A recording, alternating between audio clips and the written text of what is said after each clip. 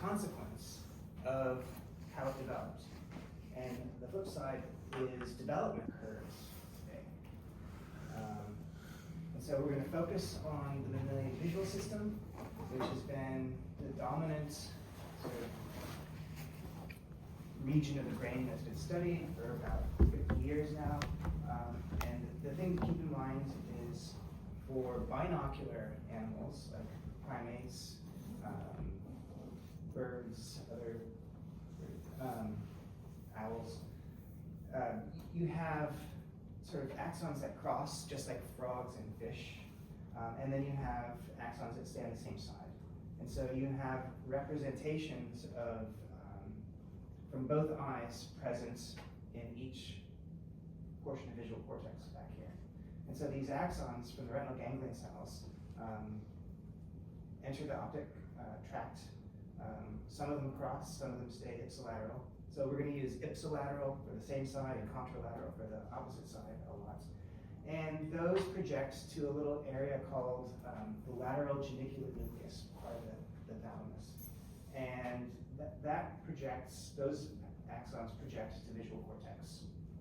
And so we're mostly going to be sort of focused on what happens in the earliest stages of visual cortex.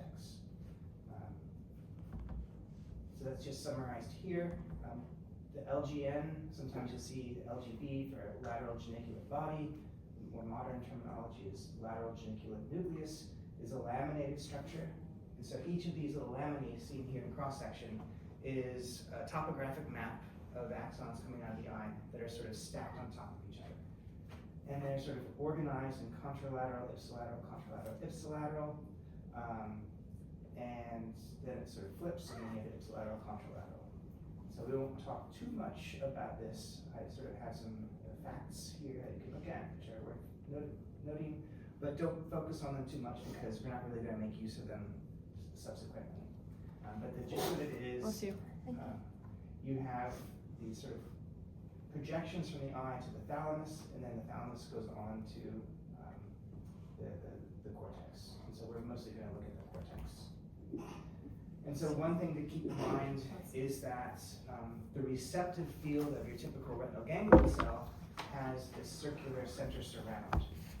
It can either be sort of a light spot on a dark annulus or a dark spot on a light annulus, which provides extra contrast. And the cells in the LGN also have that same sort of receptive field. So nearest neighbor cells, basically in the retina, project to nearest neighbor cells or sets of cells in the thalamus, in the LGN, and they have the same center surround. So you're just passing that information along. There's no transformation. You haven't sort of done anything sort of fancy to sort of modify the information that's getting passed on to the cortex at this stage, at least not a lot. So what we're going to talk about is the work of David Hubel and Torsten Wiesel. And they won the Nobel Prize for the stuff that I'm going to talk about. And it's been hugely influential. And people still basically do the same kinds of experiments that they were doing back in the early 60s. And so their work relies on extracellular recordings. So you have these very sharp tungsten electrodes that you sort of stick into the brain. If you're lucky, the tip gets close enough to the cell body of a neuron that you can sort of listen in on its activity. So we will hear some of that. So you're not sort of puncturing the cell, you're not sort of doing an intracellular recording, it's an extracellular recording. And so you'll often hear these called single unit recordings or similar sorts of things. And so that's what they did. They sort of took electrodes and stuck them into the cortex, flashed images or visual stimuli onto a screen back when they were using slide projectors and trying to elicit a response in these neurons.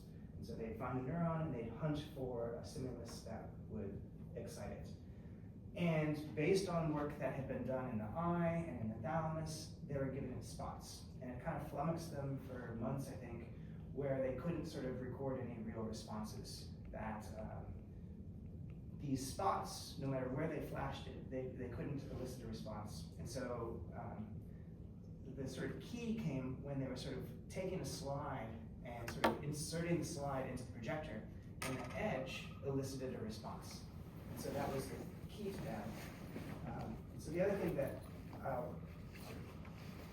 a lot of use of is the fact that you can insert your electrode for a radio penetration, sort of orthogonal to the plane of the cortex, or because they're sort of folded, sometimes you can insert the electrode and it can go in and you get sort of more or less a sort of a tangential penetration. And so whether you're going radially or tangentially becomes hugely important, so that's just something to keep track of.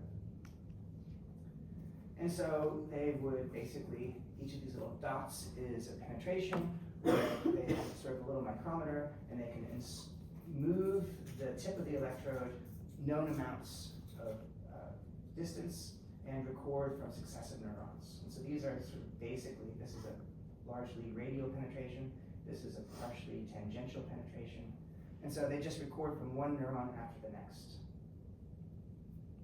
And then they sort of take it out after they were done and move to another spot and sort of keep recording. And so this is an example of the kinds of things they would do. They would hook their little sort of recording apparatus up to a sort of a speaker, an amplifier, so that each pop is an action potential.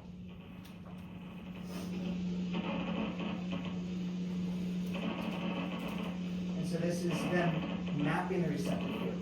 They're finding the position in space that elicits a response, the nature of the stimulus.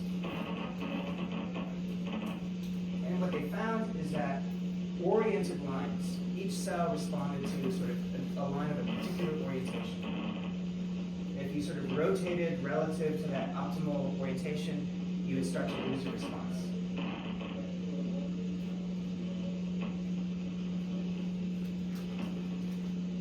And so the X's are where it is active. And then you find neighboring regions don't cause a response.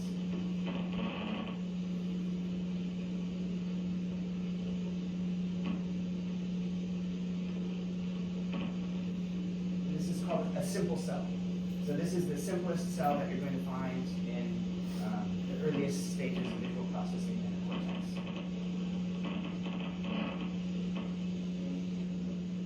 So as that line crosses that region in that orientation, but not other orientations, you won't see a response. And so this is kind of why if you flash little dots on the screen, you never found cells that would respond, because they simply don't respond to those kinds of stimuli.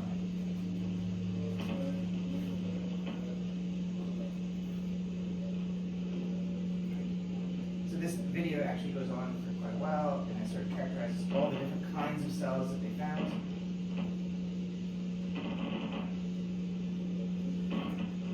So this is an orientation selective cell. You also find cells that are direction selective.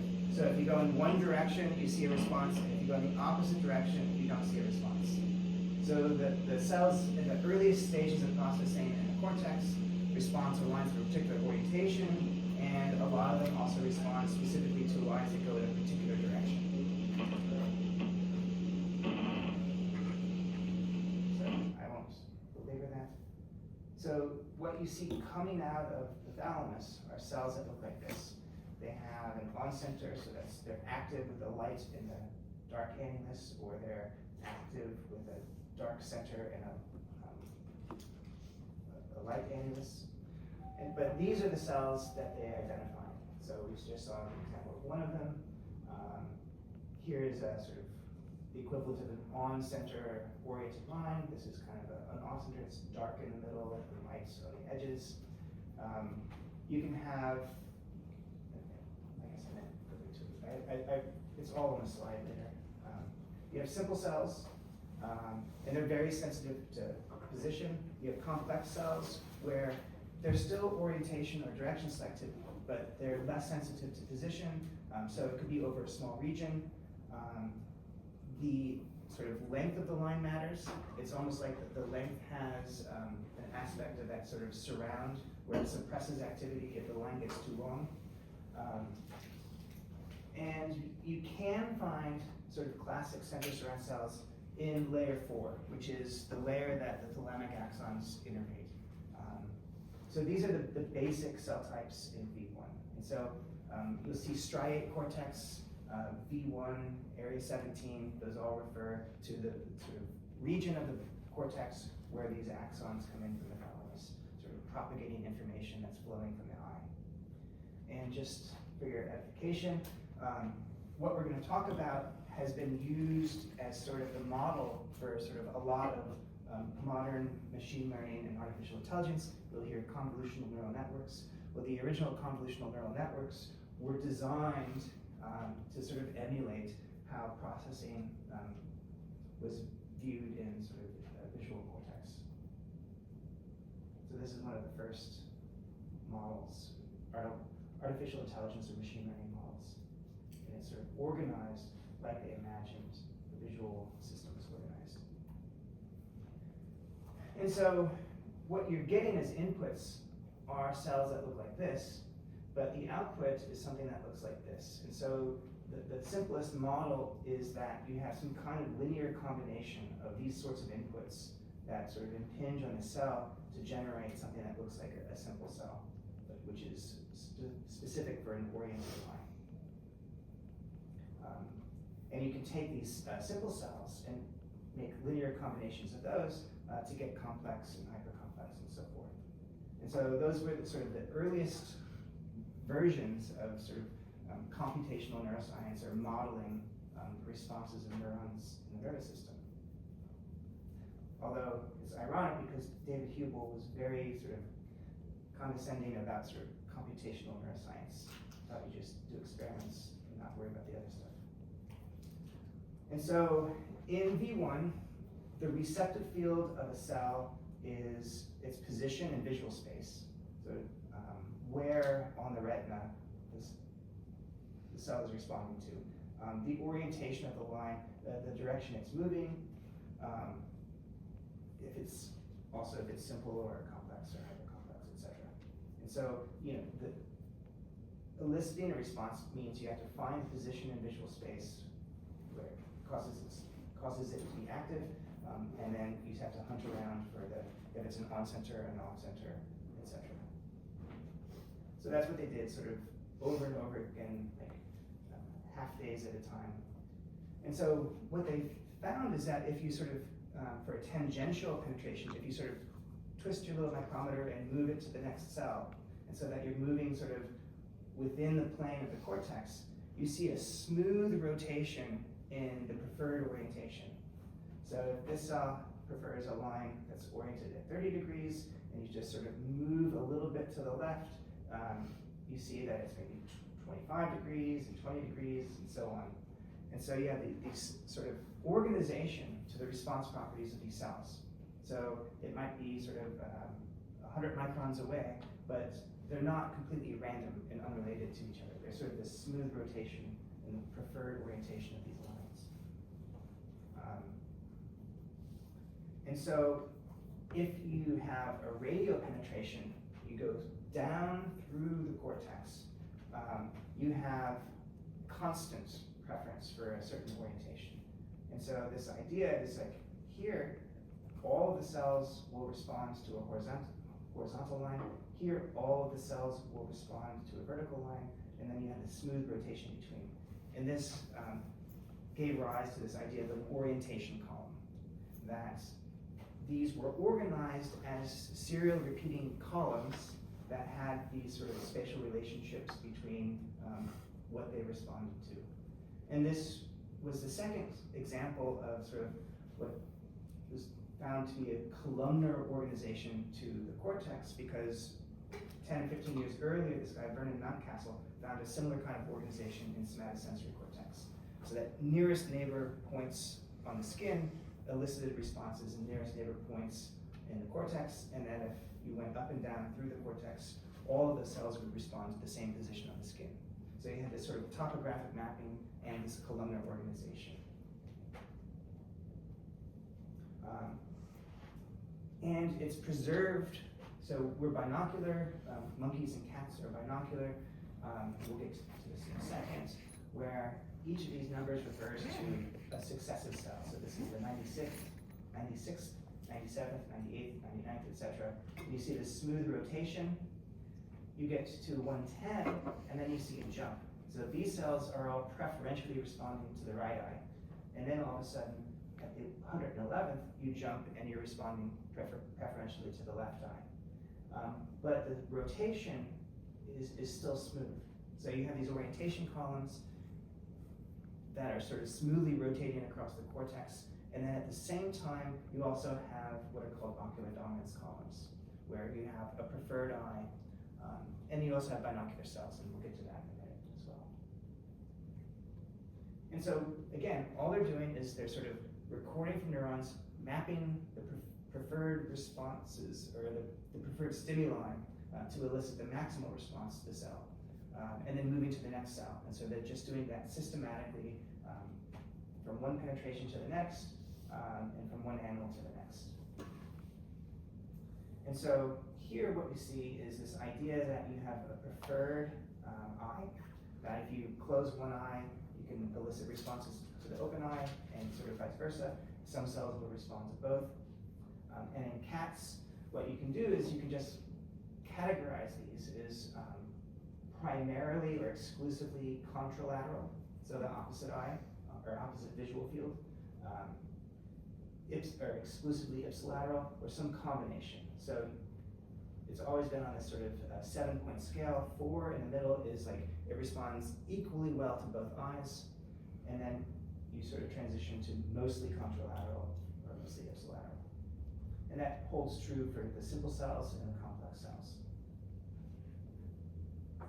And so again, if you sort of do these tangential penetrations, you have this sort of orientation columns and this smooth rotation, preferentially right eye, and then a transition, and you have some that are a little bit of both, and then you have this transition to primarily open left eye, open circles. And so there's this relationship between orientation and ocular dominance. And so they basically did these same kinds of experiments that I just said, and you have ocular dominance columns. So these radial penetrations, as you go successively from one neuron to the next, they all have the same ocular dominance preference.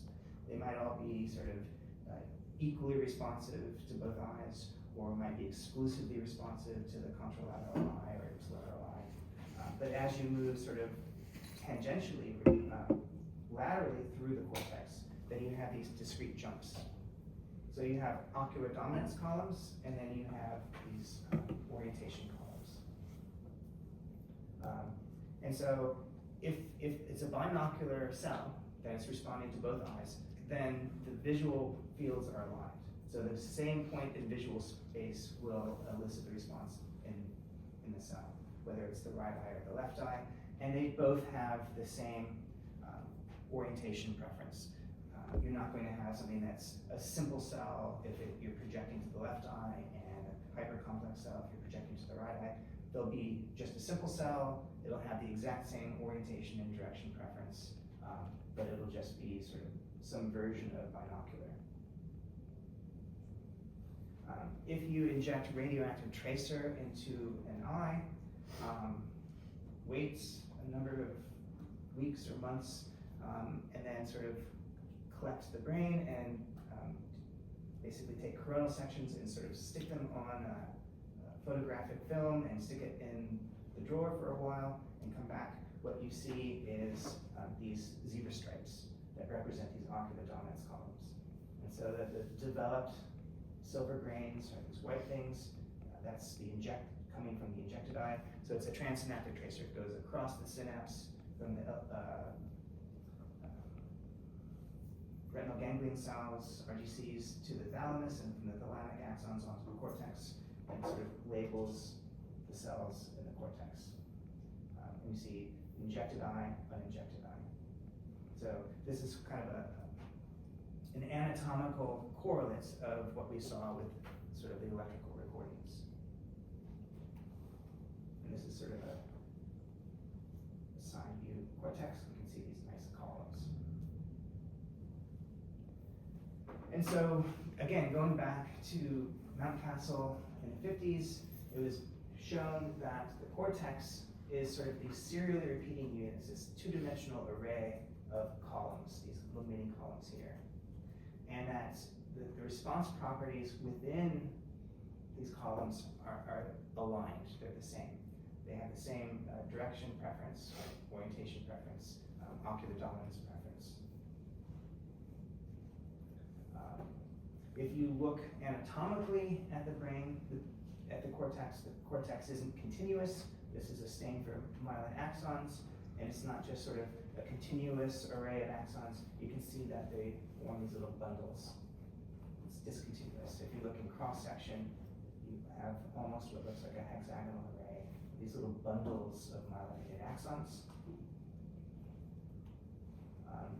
If you look by EM in cross-section, you can see these bundles of axons, and they're usually associated with little bundles of fasciculated dendrites.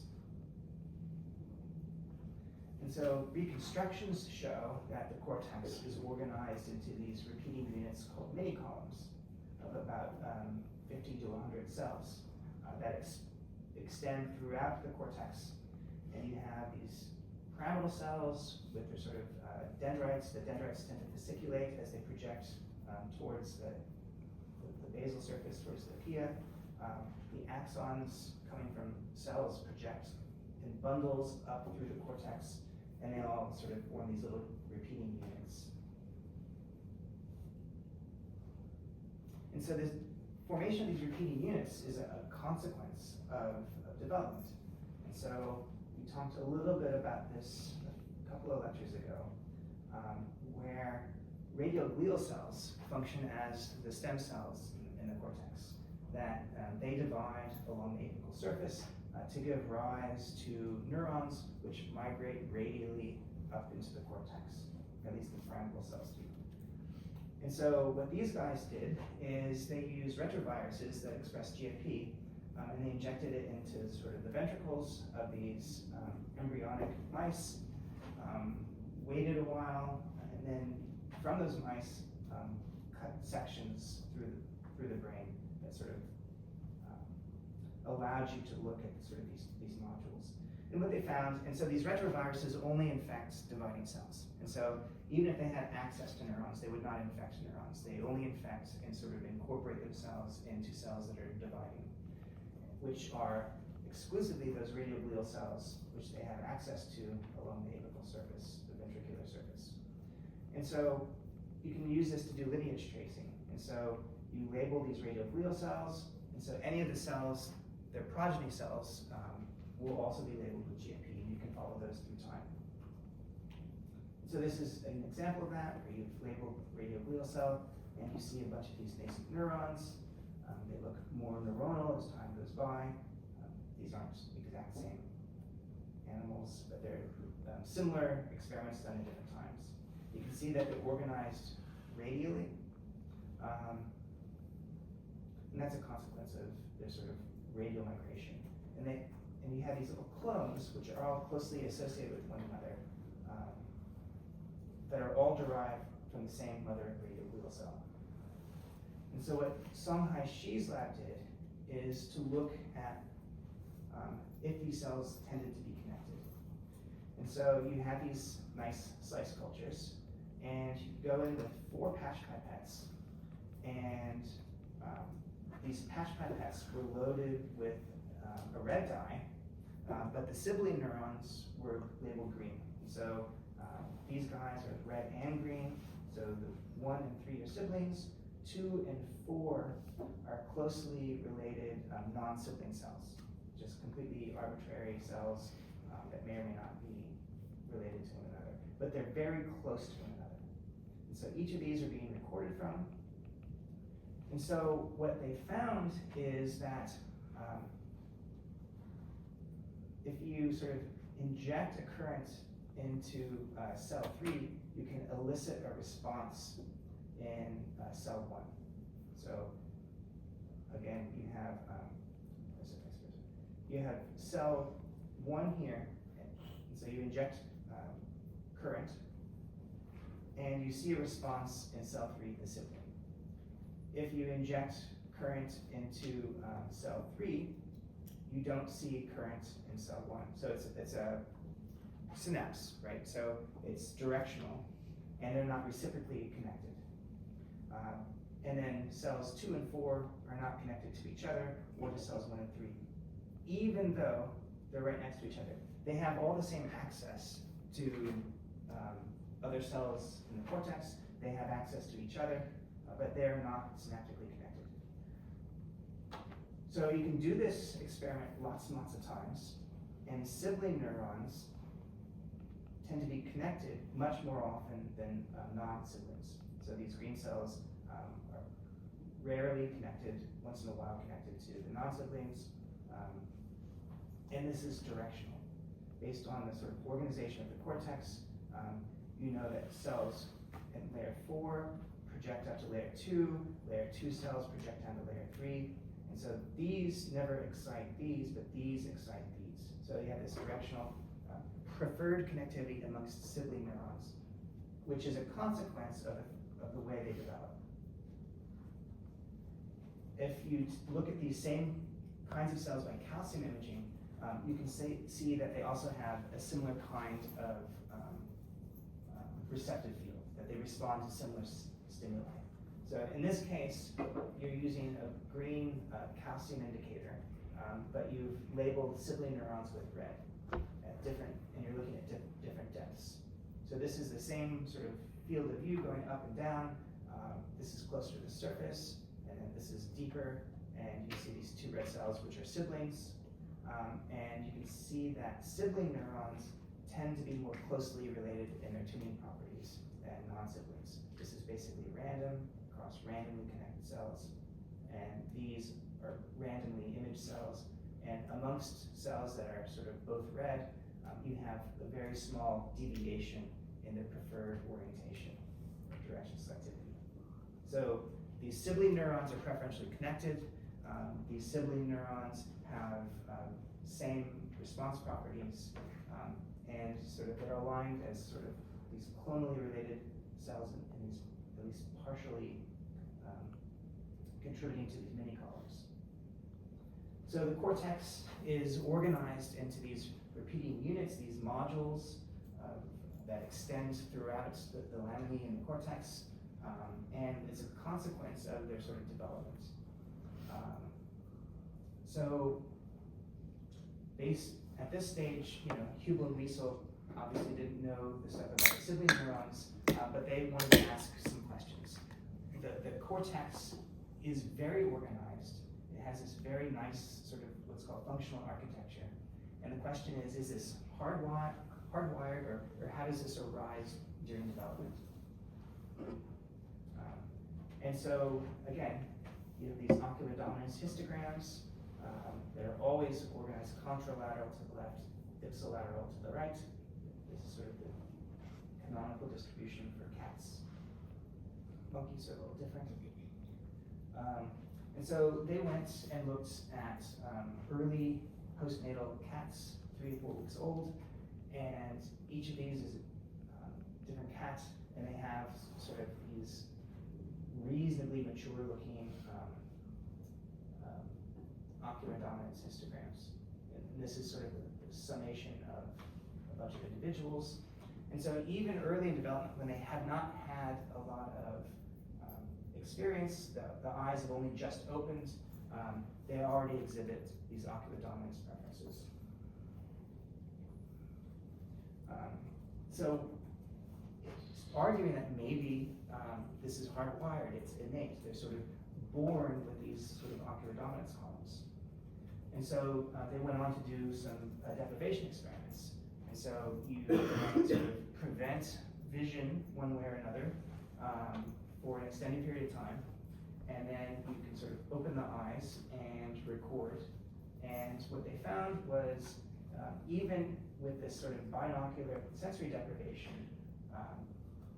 you saw roughly normal ocular dominance histograms.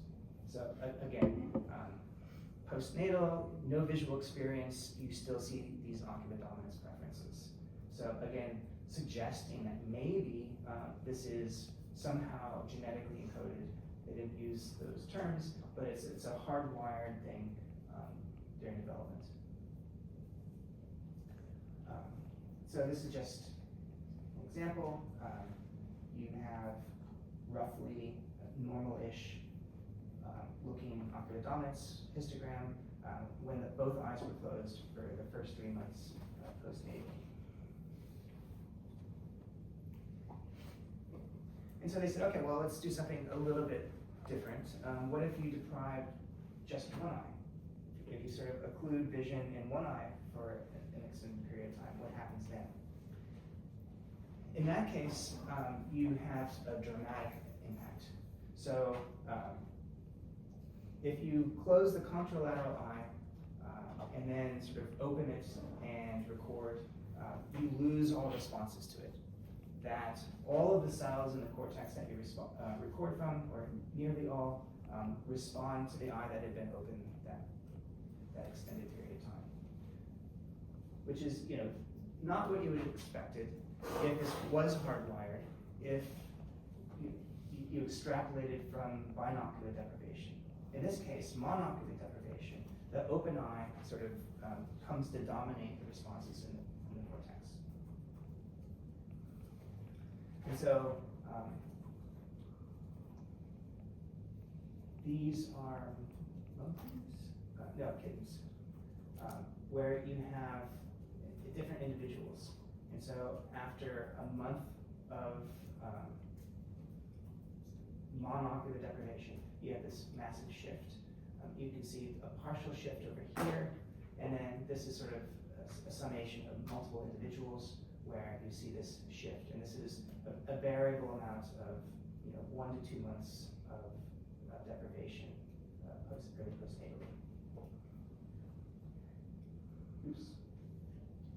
And if you even do this for a very short amount of time, so a week or so, or a handful of days, you can see these kinds of shifts. So even short-term deprivation can have this dramatic impact. Let's see. B is only a week at this stage, around a month, and you see even a week of deprivation shifts the ocular dominance preference to the open eye.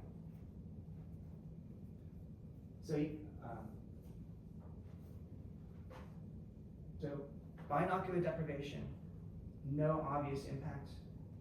Even a few days of monocular deprivation, you have this dramatic shift towards the open eye and away from the closed eye. And these effects are permanent.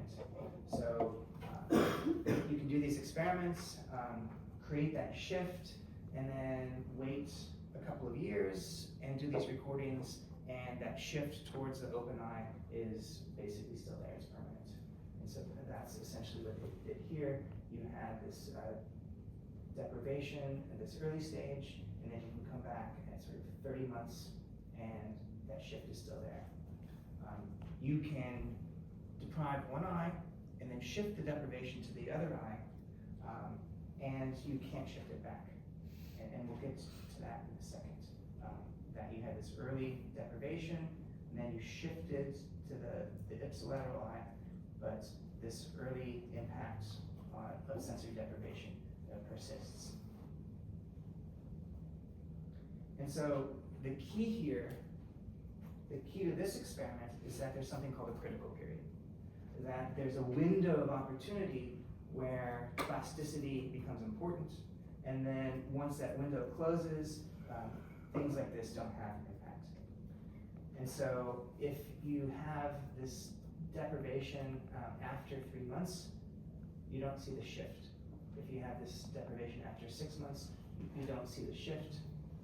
If you perform these experiments in adults, you don't see the shift. So there's a window, and it varies by animal. For kittens, it's the first 3 months or so of development. You have this window where you can elicit this kind of plasticity, where you can cause rewiring of the visual system. And so that's why in this particular case, you shifted towards the ipsilateral eye, but then when you reversed the deprivation, you didn't shift it back because it was outside the critical period. And so anatomically, we saw this picture previously.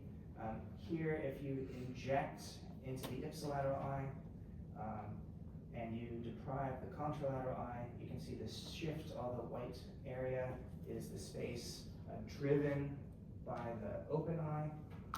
And here, the white space is driven by the closed eye.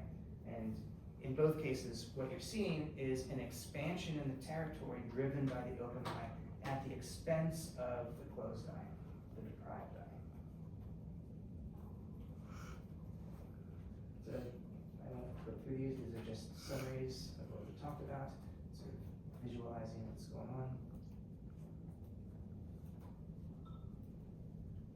And this created something called the competition model. So the way this was envisioned is that you would have sort of these thalamic axons coming into the cortex, driven by the ipsilateral and contralateral eyes, and they would be competing for space.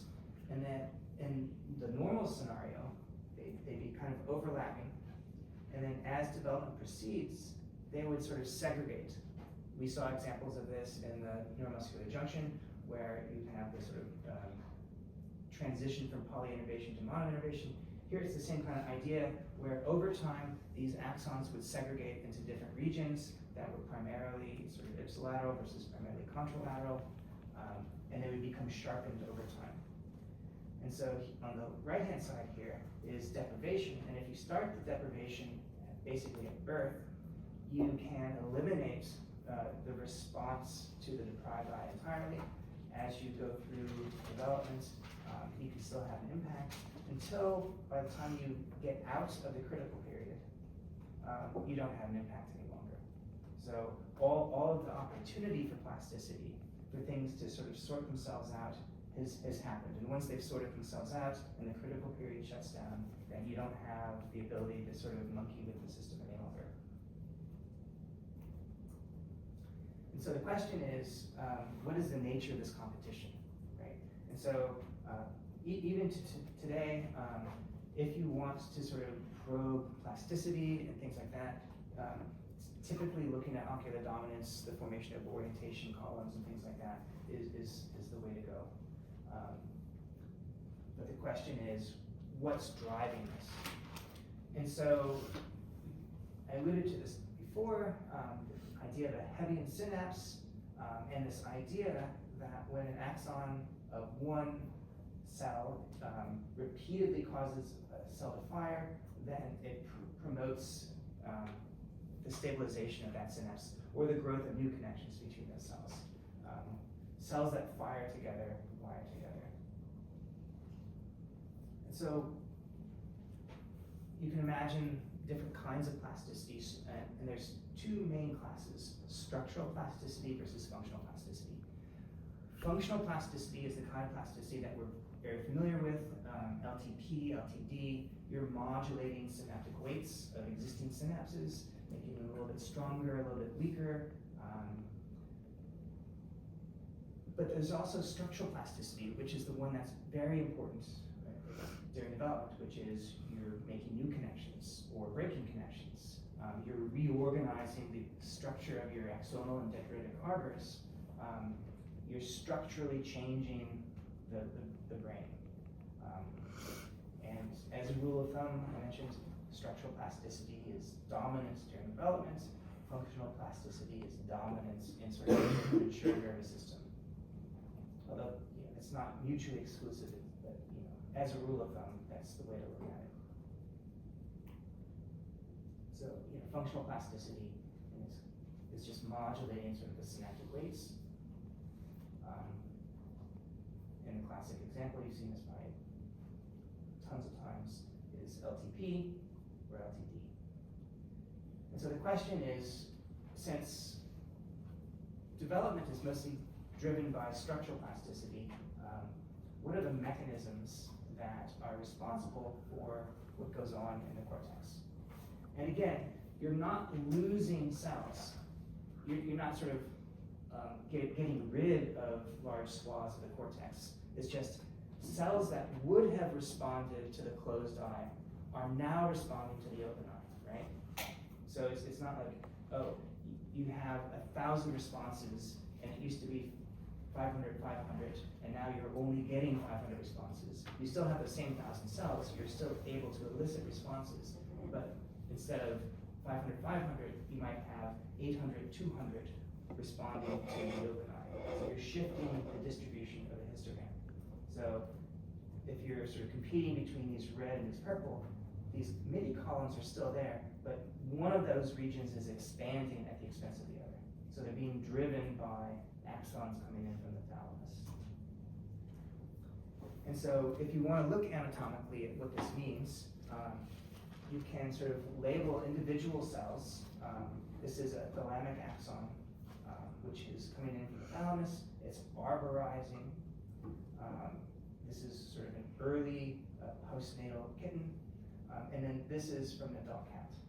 And you can see here, it's really bushy. You've got a lot of branches. You're forming a lot of synapses over a broad area. And what you have is this refinement process where you have these more targeted branches. Your overall area occupied by these axons is smaller. And the actual number of branches is reduced as well. And so you have this refinement process. You have this exuberant overgrowth of these axons that are coming into the cortex, sort of spreading out, and then they're being sort of refined during development. And so, given that idea, you can sort of go back and start to repeat some of these experiments of human weasel, but only sort of focus on what the individual neurons are doing. And so these are examples of binocular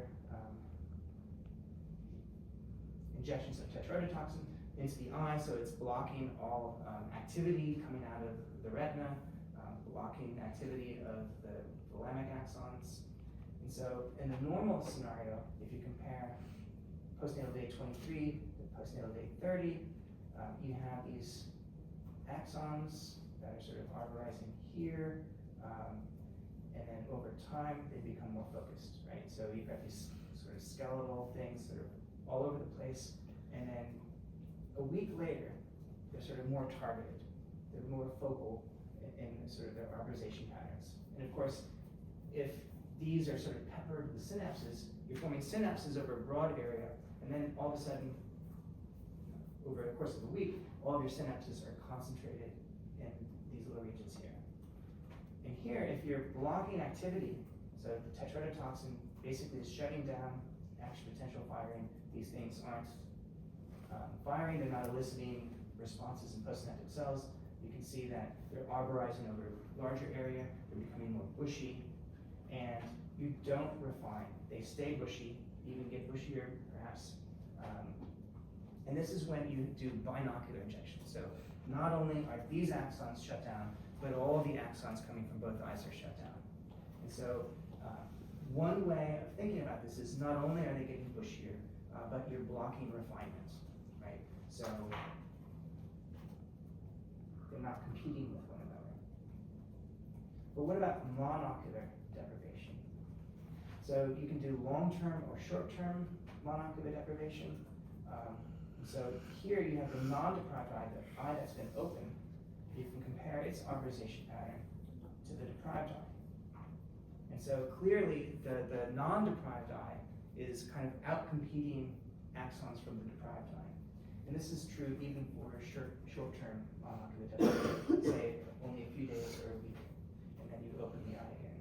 So here, this is sort of expanding its territory. Here, it's kind of restricting the number of postsynaptic cells that it can activate. So you can think of this in terms of competition. In the binocular case, when you're shutting down all activity coming out of the two eyes, you don't have competition, and things just continue to grow. There's just sort of hunting around. Anything that's causing refinement of those axons is blocked. But in the case of a monocular deprivation experiment, when one set of axons is suppressed and another is able to sort of go about their business normally, the active axons are sort of out-competing the deprived axons. And so they grow to drive the downstream cells that the closed eye or the deprived eye would have driven had they been able to effectively sort of defend themselves and compete for territory. So how does this look from the point of view of the dendrites? So the axons can grow, but the dendrites are just sitting there. The cells are where they are. And so you can label cells that are sort of near an ocular dominance border. And so here, in the normal circumstance, you have this cell which is in, say, a left eye, right eye, and these grow out, and so this is kind of a left eye cell, and most of its branches sort of point into the area driven by, say, the left eye, and relatively few of them sort of migrate across this boundary into a region that's driven by the other eye. You can have some, so maybe this is not an exclusively left eye driven cell, maybe this is partially binocular. And so this is just another example. I took the slides out for time.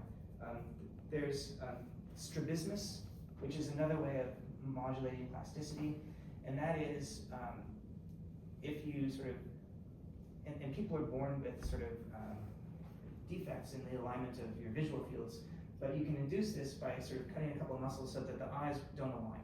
And so you sort of prevent binocularity. And so everything becomes either ipsilateral or contralateral. It becomes more mouse-like, I guess, or fish-like. And under those circumstances, when you have things that are sort of not binocular, you have fewer of these crossings. And so fewer of these things, which might be 30% contralateral, you have fewer of these things that cross. You sort of hyper-arborize in sort of the field of view that you sort of preferentially respond to.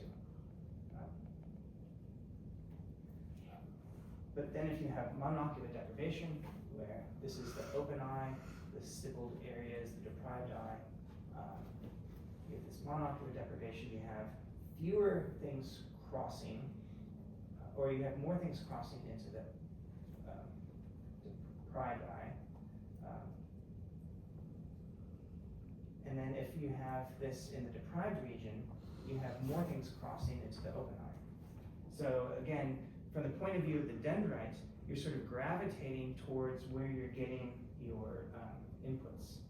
And so if the open eye, whether you're present in the open eye area or whether you're present in the deprived eye area, what's happening is most of your inputs, which tends to be sort of driving synaptic responses, if they tend to be in the open eye, your dendrites will be sort of drifting, growing in that direction to sort of basically, it's kind of like a tree sort of growing in a forest to sort of find where the sun is. They're looking for connections that will drive their activity, and if they're finding them preferentially in the open eye, they'll be driven by those. And so grow in that direction. And so again, this is a competition model where in the immature case, where we saw with the 17-day-old kitten, you have this sort of hyper-arborization that grows over a broad region, and then over time it becomes refined. And so you have all of these overlapping sort of axonal arbors coming from the two different layers of the LGN. And then over time, they segregate through competition.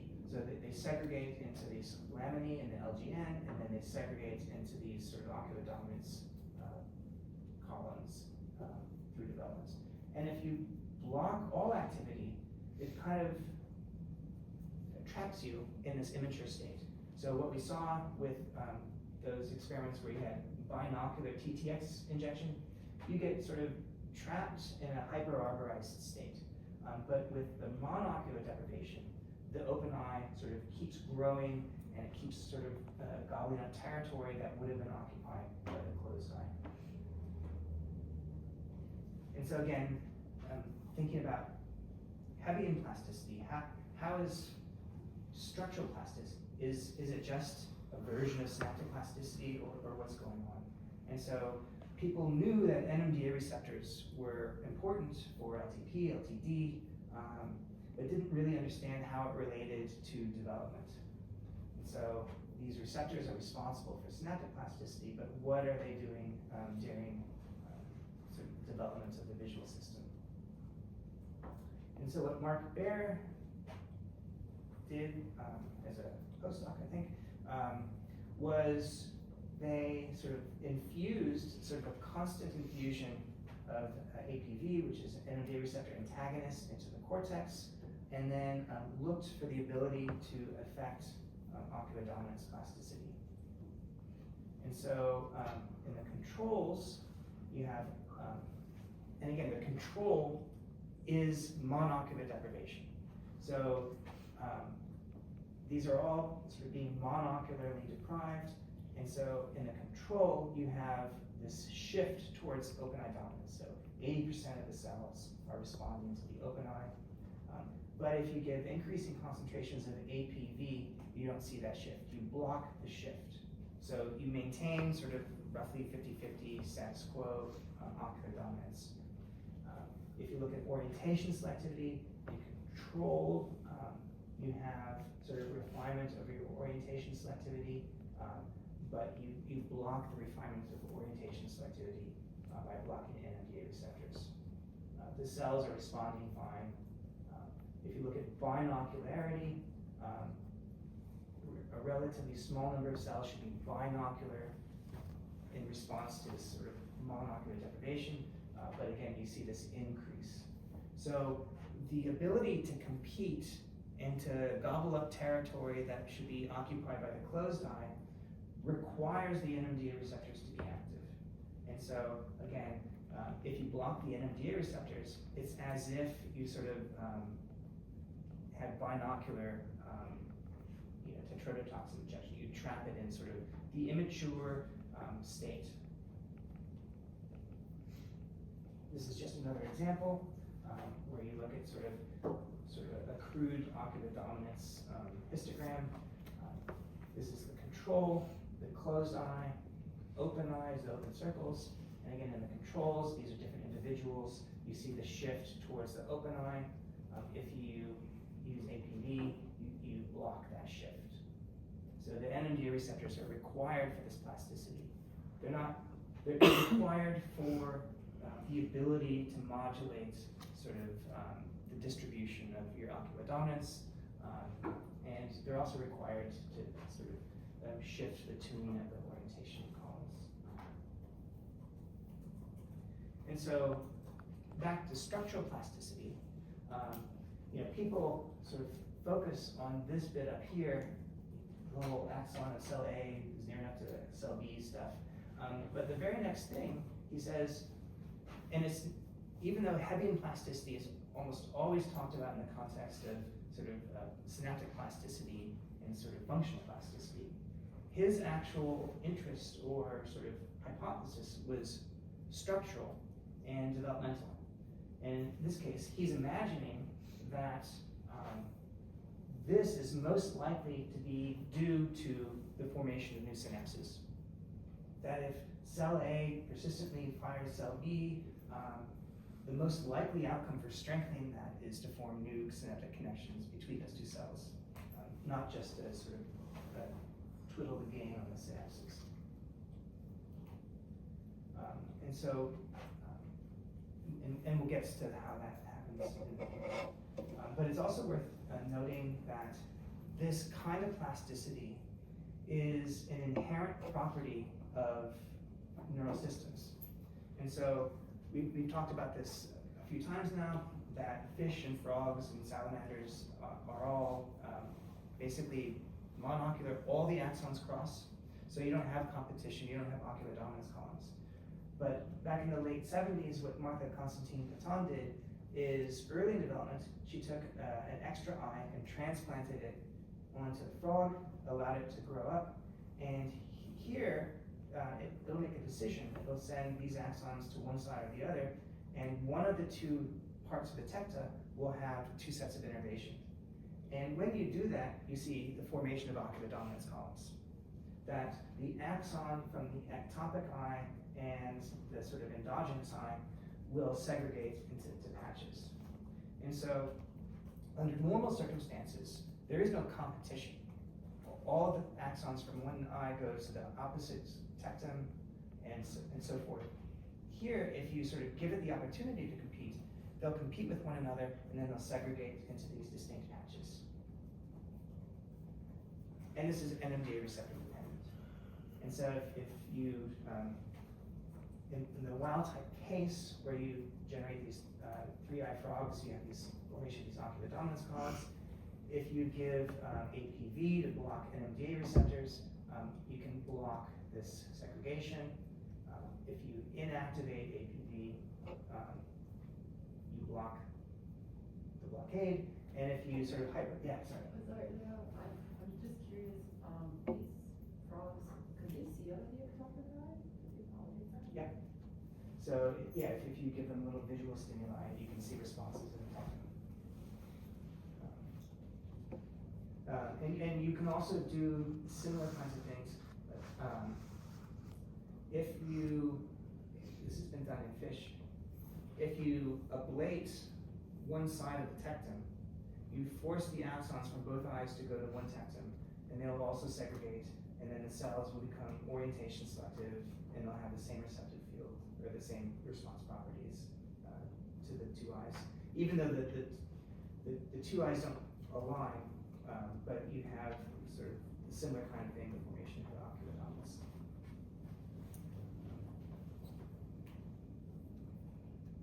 And so you can do something even fancier in mammals.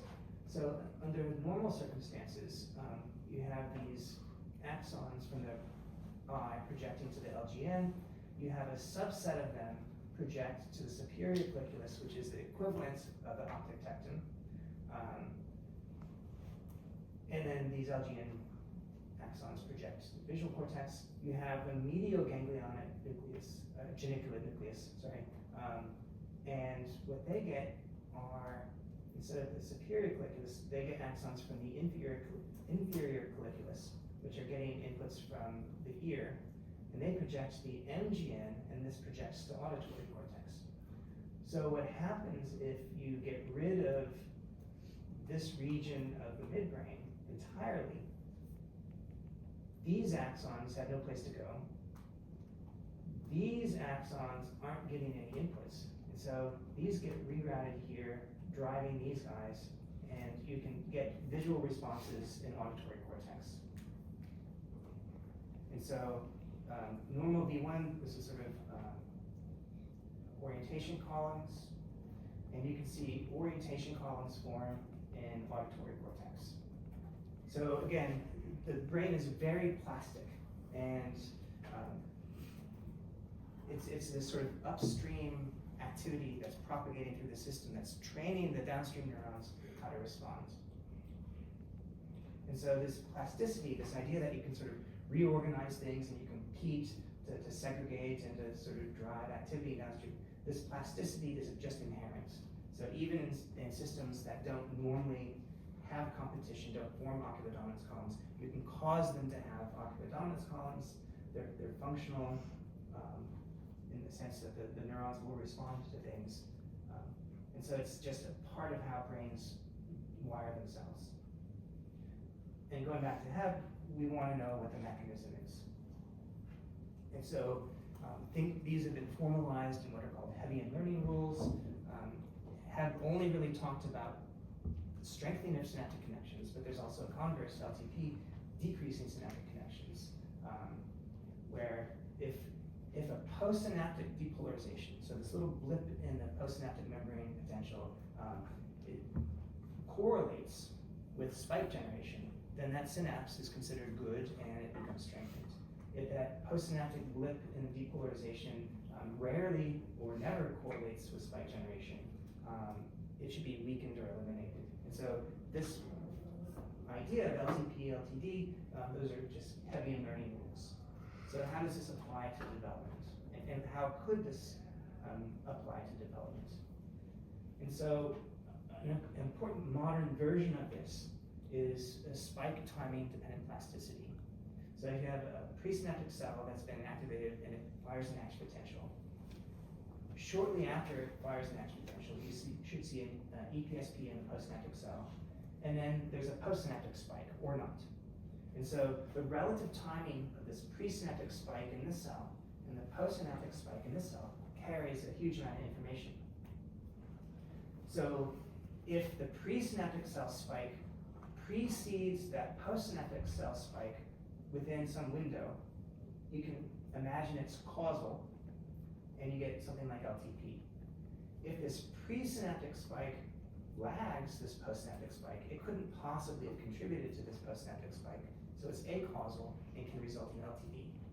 And so this is a very compact way of presenting Hebbian learning rules. And this kind of plasticity has been observed in animals. And so you can have two stimulating electrodes in the retina, and you can record responses in the optic tectum of the frog. And what you see is this classic curve where if the presynaptic spike precedes postsynaptic spike by some window, let's say about 40 milliseconds, you see net LTD. So if it's really close, within 5 to 10 milliseconds, you have maximal LTP, and then it falls off, so that if the spike, the presynaptic spike is like 100 milliseconds previous, it doesn't really matter. It couldn't really have meant anything to that neuron. And so as you get closer and closer, you get LTP. If the postsynaptic spike precedes the presynaptic spike by some amount, you see LTD, and that's LTD until there's no real temporal relationship. And so this sort of reciprocal relationship here is classic spike timing dependent plasticity. And so it's keeping track of when the presynaptic cell fired relative to when the postsynaptic cell fired. And of course, the postsynaptic cell has to fire for this to mean anything. And this is NMDA receptor dependent. So you can sort of record, you see net LTP, you can do this a lot of times. And then if you include AP5, which is the same thing as APV, you can block it.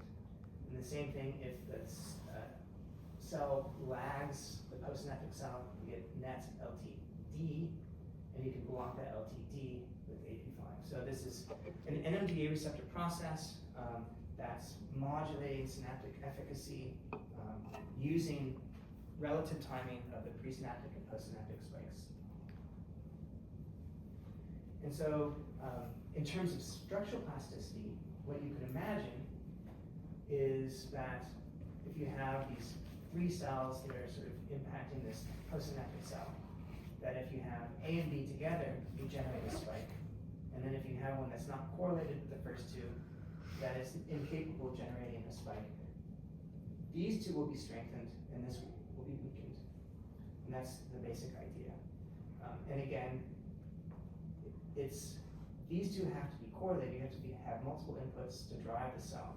And it's the correlation of these guys here, which is the key aspect of it. And the spike timing is kind of a way of keeping track. You can also sort of imagine different scenarios, let's say visual motion, where as a bar goes from left to right, first you excite A, then B, then C, then D. Early on, when the system isn't trained, you have this one, and then this one, and this one. And then because of the sort of residual depolarization at each stage, eventually you cause D to fire. And so what that might do is that might strengthen C. And so then it makes it easier for C to become active, and so on. And so this propagates back through, and so that these contribute and get strengthened. But then, if this fires a spike, and you sort of, getting tongue-tied, at some point, if this cell fires a spike, then it comes back to resting potential, and then D doesn't have an impact any longer. And so as you sort of move to here, you're refining your sort of circuits. So early on, you're equally responsive to everything, but because of summation, eventually this guy causes it to fire, that strengthens this guy's becoming strengthened, sort of spike timing dependent plasticity sort of impacts B, and so on. And then the presence of this spike means that there's nothing to summate any longer, and D on its own isn't able to do anything, and it becomes weakened. And so you've refined your response properties of this postsynaptic cell to its inputs using this set of Hebbian learning rules. So what about structural plasticity? So there's some evidence of wiring in the cortex that if you sort of look at the actual number of synapses that nearest neighbor cells can form versus how many they do form, that there's a difference in the distribution. And so if you think anything that sort of is close enough and that can form synapses, how many synapses would you expect if there's no sort of cooperativity in the process? This is the kind of distribution you'd expect in blue. But what you do see is something that's highly cooperative, that you see not sort of this distribution, but you see that on average you get 4 to 5 synapses between these layer 4 and layer 2-3 neurons. And then instead of this sort of distribution of what you would expect based on proximity, this is the distribution of the number of synapses you see in amongst layer 5 cells. So synapse formation is cooperative. And I won't go through the details, but the spike timing dependence can be used to model this cooperativity to explain it. And so based on the spike timing dependent plasticity model in blue, it sort of recapitulates the distribution of actual synapses that you see in cortex. But you say, okay, well, if this cooperative synapse formation is happening and it's spike timing dependent, what mechanisms could you imagine? And so we've already seen a few mechanisms. One was the synaptic clustering, where neighbors that are close to one another on a dendritic arbor have a disproportionate influence on cell firing. So, and we saw from Svoboda's work that local synaptic activity elicits new philopodia that are out there hunting for maybe new synapses. And so you can imagine, it hasn't been shown, but you can imagine that mechanisms like these could be responsible for this sort of synaptic clustering, where you have a disproportionate number of synapses from certain cells and in certain parts of the dendritic arbor. That would basically be the sort of structural plasticity correlates of this development.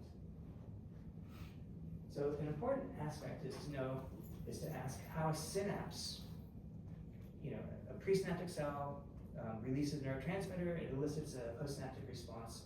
From the postsynaptic side, you can imagine that it knows if it fired or not, but how does it keep track of whether any individual synapse in the dendritic arbor participated?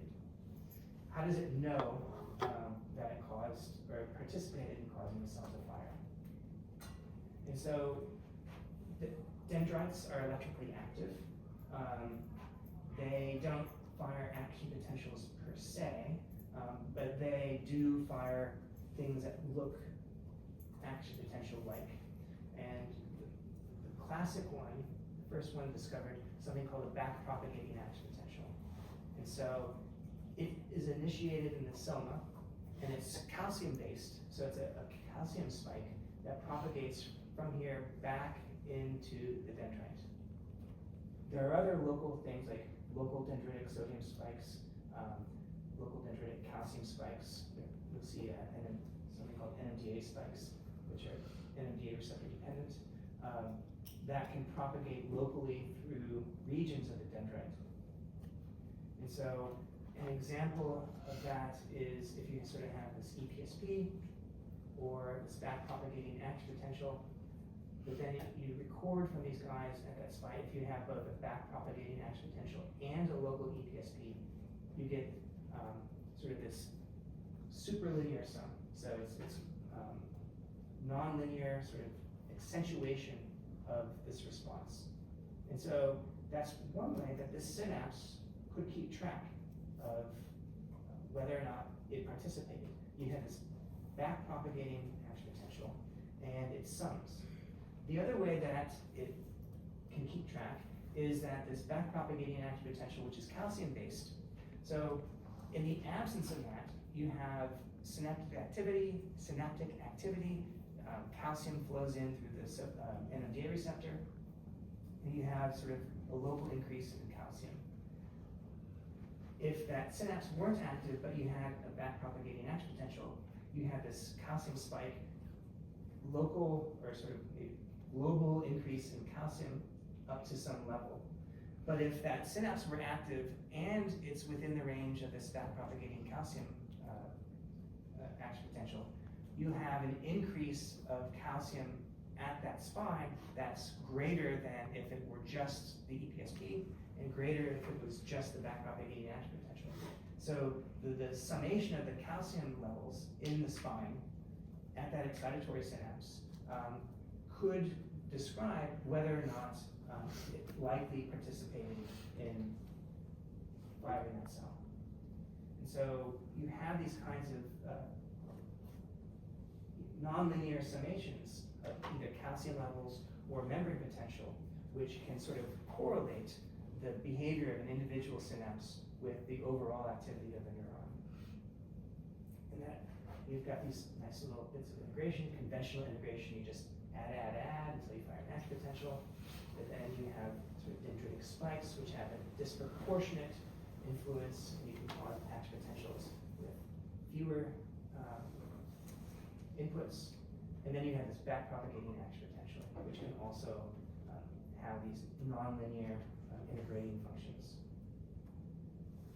And so you have calcium from these back propagating action potentials, which sums with the calcium from NMDA receptors, which spatially and temporally localizes which synapses might have contributed. You have the NMDA spikes, which can tell you which parts of the dendritic branch could have contributed. And then you have these local dendritic action potentials, which can also disproportionately sort of determine what parts of the cell could have contributed to the spike forming. And so I've mentioned a few times that this requires correlated activity, that any individual synapse only has information content in the context of what other synapses are doing at the same time. And so origins of correlated activity could be topographic. So nearest neighbor retinal ganglion cells see nearest neighbor parts of visual space, and their activity is likely to be correlated as they project to the thalamus and then on to the cortex. That is a kind of spatial correlation. You can have convergence of neurons that respond to a similar kind of stimulus, and their correlation could contribute to firing downstream cells. And you can also have associative properties that we tend to associate certain sounds with things that we see in the environment, and those distinct stimulus features, if they tend to be correlated over and over, they can also be sort of used to drive train downstream neurons what to respond to. But I mentioned earlier that ocular dominance columns exist at birth before there's been visual experience. And so how could the segregation into ocular dominance columns, how could the segregation into layers in the LGN occur before there's actual visual experience? And so how do you generate retinotopy? And so in the late 80s, early 90s, Carla Schatz's lab and postdoc Marcus Meister were among the first to use multi-electrode arrays. And so what they would do is they would take retina explants, put it in a dish, put these electrodes on top, and sort of record activity. And here, the sort of size of the circle is proportional to the spike rate of the cell. And what they found is that there were waves, that there was activity waves, that they would sort of spontaneously form at different parts of the retina and then spread out through time. And these would just go on, And this is before there were even photoreceptors. So this is at a stage of development where they couldn't possibly be visually responsive. There were no photoreceptor cells, but you had the circuitry in the retina generating these waves of activity that would start in arbitrary spots and move in arbitrary directions. When they transitioned from recording electrically to calcium imaging, early versions of calcium imaging, they saw similar kinds of things. You'd load with calcium sensitive dyes, and you'd see these things start and then propagate in waves across the retina.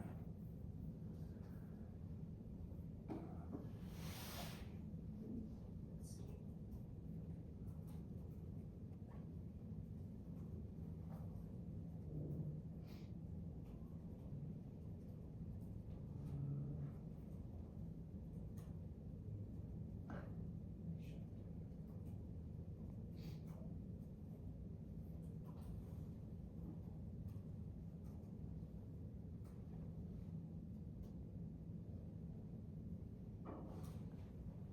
This is a movie from Robert Feller's lab. You can see these calcium waves just randomly start and then move across the retina.